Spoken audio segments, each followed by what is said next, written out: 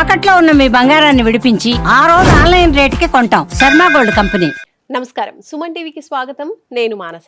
ఈ రోజు మనతో పాటు ఉన్నారు ప్రముఖ ఆధ్యాత్మికవేత్త ప్రొఫెసర్ డాక్టర్ ముల్లపూడి సత్యనారాయణ మూర్తి గారు. వారితో మాట్లాడదాం. గురుగారు నమస్కారం అండి. నమస్కారం మానస. గురుగారు, దీపావళి పండుగ వచ్చేస్తోంది. ఇంకా హిందువులందరికీ కూడా అతిపెద్ద పండుగ అని చెప్పొచ్చు దీపావళి. చిన్నప్పటి నుంచి కూడా చూస్తూ ఉన్నాం, దీపావళి అంటే దీపాల వరస, దీపాల పండగ అని. అయితే దీపావళి రోజు సత్యభామ నరకాసురుని చంపింది అంటారు. తల్లియే బిడ్డని చంపింది.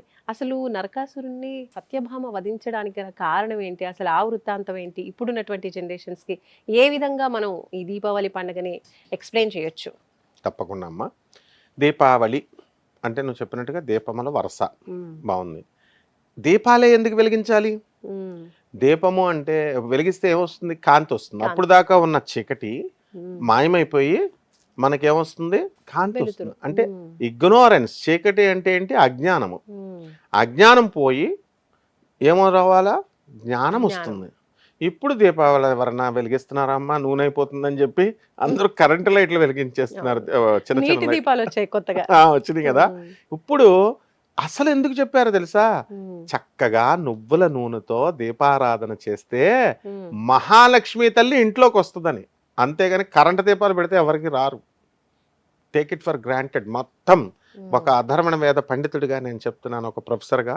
ఇది చాలా మందికి పాపం తెలియక మనం అబ్బా 1 కిలో నూనె మిగులుస్తున్నాం అని చెప్పేసి కరెంటు దీపాలు పెట్టేస్తున్నారు. క్రిస్మస్ పండగ పెడతాం చూడు, అట్లాగా లైటింగ్. నో, కంపల్సరీ ప్రతి ఒక్కళ్ళు కూడా నువ్వుల నూనెతో దీపాలు పెడితేనే మనకు లక్ష్మీ తల్లి ఇంట్లోకి వస్తుంది. అది ఒకటి. ఈ దీపాలు ప్రత్యేకంగా అంటే దేవుడి దగ్గర పెట్టాలా, లేదంటే గుమ్మం బయట పెట్టాలా? అసలు నూనెతో చేసిన దీపాలు ఎక్కడ పెట్టాలంటారు? గుమ్మమే లక్ష్మీ తల్లి ఎంట్రీ, లోపలికి గ్రాండ్ ఎంట్రీ. 9 ద్వారాల దగ్గర పెట్టాలమ్మా. మినిమం 9 లేకపోతే లక్ష్మీదేవి రాదు. ఎనీబడి ఎవరికైనా డౌట్లు ఉంటే నన్ను అడగొచ్చు. 9 నవావరణ అంటాం. నవావరణ పూజ.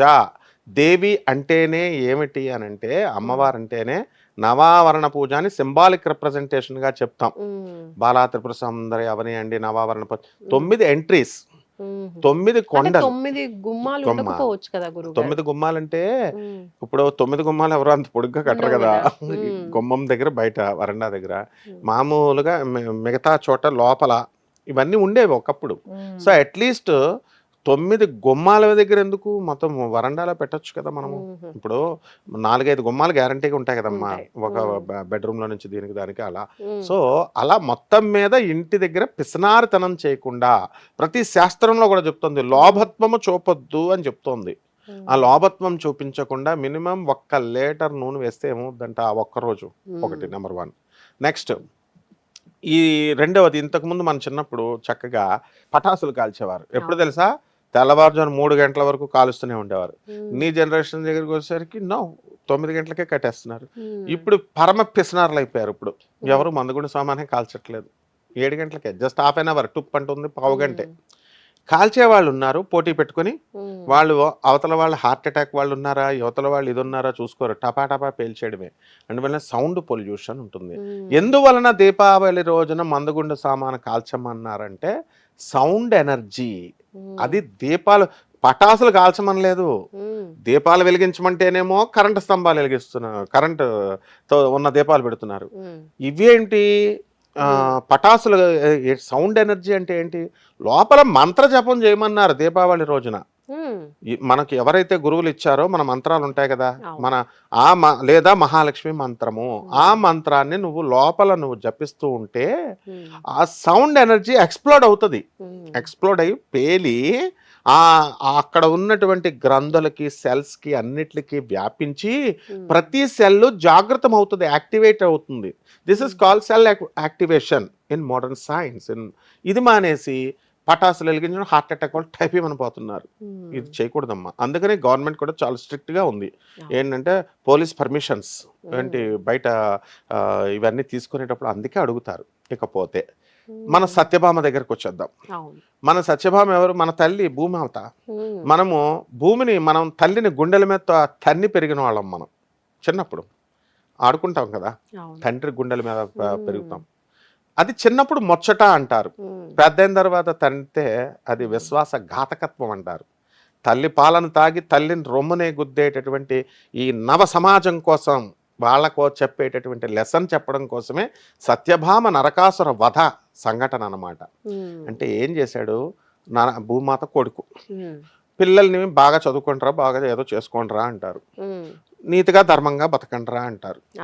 వీడేం చేస్తున్నాడు, బ్యాడ్ కంపానియన్ బ్యాడ్ ఫ్రెండ్స్ని పోగేసుకొని మొత్తం డ్రగ్స్కి అడిక్ట్ అయిపోయి రకరకాల ఇప్పుడున్న యూత్ జనరేషన్ అంతా కూడా వెళ్ళిపోయి చేసుకుంటే వాళ్ళ శరీరము పాడు చేసుకోవడమే కాకుండా సమాజాన్ని పాడు చేస్తున్నాడు. ఇంకోటికి ఇస్తాడు అనమాట చాక్లెట్లు, డ్రగ్స్ ఉన్న చాక్లెట్ నువ్వు కూడా తీసుకొని స్కూల్లో పిల్లలు వాళ్ళ నాన్న తాగుతాడు డ్రగ్స్, ఆఫ్రికా వాడికి అడ్మిషన్ ఇచ్చారు. ఇక్కడ ఇంటర్నేషనల్ స్కూల్స్లో జరిగేవన్నీ అవే మోస్ట్లీ, ఎందుకంటే నేను చూస్తూ ఉంటాను ఇన్స్పెక్షన్కి వెళ్ళినప్పుడు.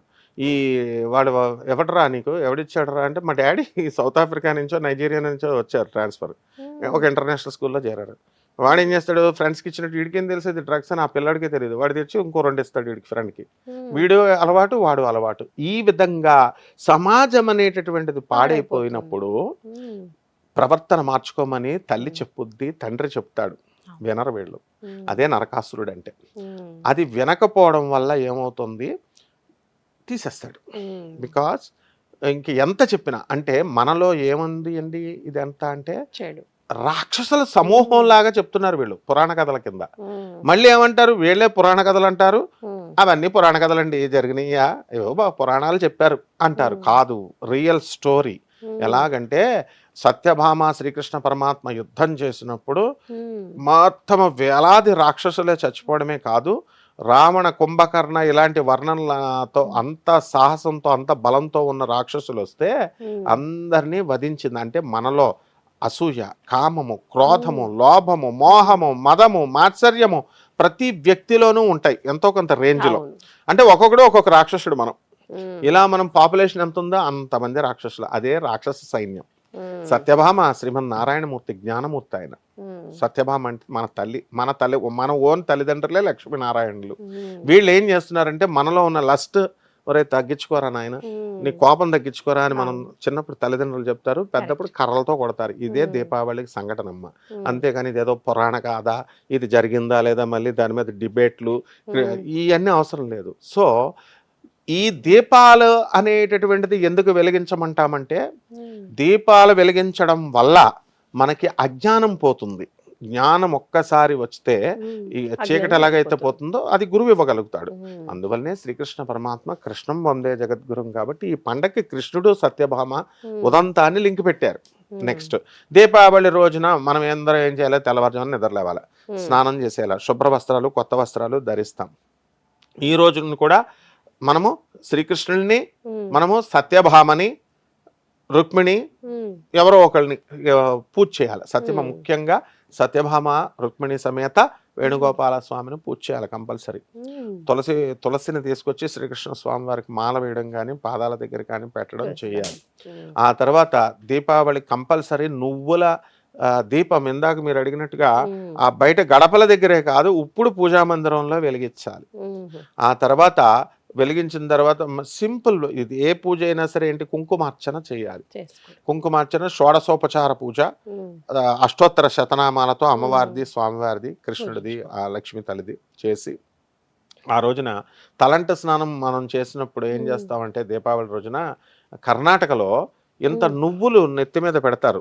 నువ్వులు నెత్తి మీద పెట్టి స్నానం చేస్తారు. ఎందువల్లంటే నువ్వులకు ఉన్నటువంటి ఆయిల్ శక్తి, నువ్వులకు ఉన్నటువంటి ఆ శక్తి మనము అలాగే మ్యారేజ్ చేసినప్పుడు జీలకర్ర బెల్లం పెడతాం చూసారా, ఎందువలన విద్యుత్ అయస్కాంతాన్ని పుట్టిస్తుంది అనమాట అది బాడీలోకి. ఆ టైం అందుకే బ్రహ్మముహూర్తం అంటారు, వివాహముహూర్తం అంటారు.